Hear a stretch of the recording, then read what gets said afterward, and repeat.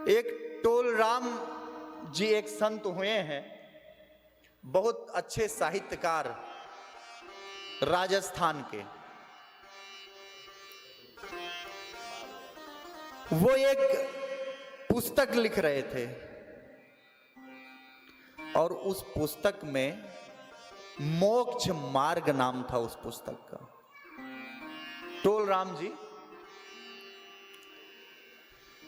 वो पुस्तक लिखते लिखते उस पुस्तक में इतना तन्मय वो हो गए, मनुष्य के जीवन की तन्मयता। तो टोलराम जी मोक्ष मार्ग नामक एक पुस्तक लिख रहे थे और वो अपना पुस्तक लिखने में इतना तन्मय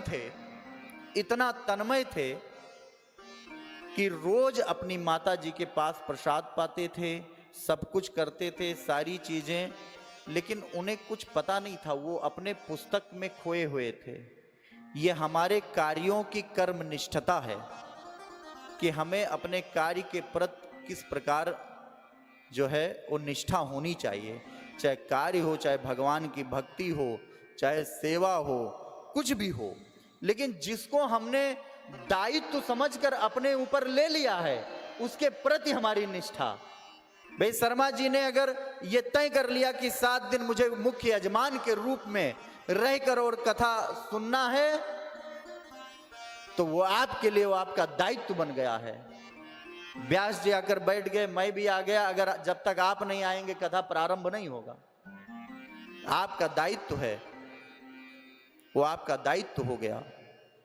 अपने दायित्व, अपने कार्य, अपने सेवा, अपने संस्कृति, अपने देश के प्रति किस प्रकार निष्ठा होनी चाहिए। टोलराम जी महाराज एक साहित्यकार, उन्होंने मोक्ष नाम में एक पुस्तक में लिखा। 6 महीने तक 6 माह बीत गए, रोज वो अपने मां के हाथों से उनके हाथों का बनाया हुआ प्रसाद ग्रहण करते रहे, लेकिन वो उनको ये पता नहीं चला कि प्रसाद कैसा है और नमक है या नहीं है इसमें। लेकिन जब 6 माह पूर्ण हुआ और मोक्ष मार्ग नामक पुस्तक अब तो पूर्ण हो चुका है, विमोचन होने का समय है, और वो आकर अपने मां के पास चौके में बैठकर प्रसाद पा रहे हैं और मां से कहते हैं कि मां, आज लगता है आपने नमक अर्थात रामरस डालना भूल गई हैं, नमक डालना भूल गई हैं। वो मां अपने बेटे से प्रत्युत्तर नहीं करती है, वो मां कहती है कि बेटा, आज तुम्हारे पुस्तक की पूर्णाहुति हो गई है क्या? पूर्ण कर लिया?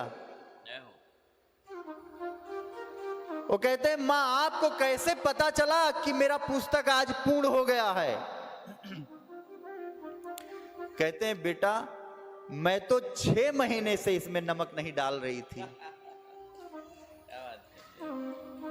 लेकिन 6 महीने तक तुम अपने मार्ग में अपने कार्यों के प्रति इतनी निष्ठा से, इतने लगन से व्यस्त थे कि और कुछ तुम्हारे मन में और तुम्हारे दिल में रखने का जगह नहीं था।